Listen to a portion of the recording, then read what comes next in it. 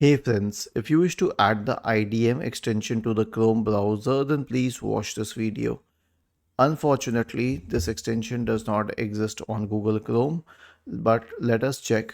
So I will click on these three dots at the top right corner and then I will select extensions and then I will select visit Chrome store.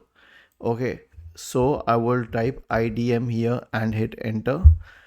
There is no IDM extension as such. There are the download managers are other download managers, and this option Internet Download Manager crack.in is not a good idea.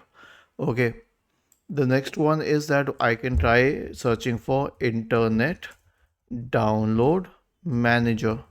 It still doesn't exist. They show other download managers because Internet Download Manager is an obsolete software. It is not available as a Google Chrome extension now. There are other ways to download it through third-party applications as an application on your computer, but you cannot use it as a Chrome extension because Chrome extensions are vetted by Google, and this one cannot be vetted by Google because it's obsolete.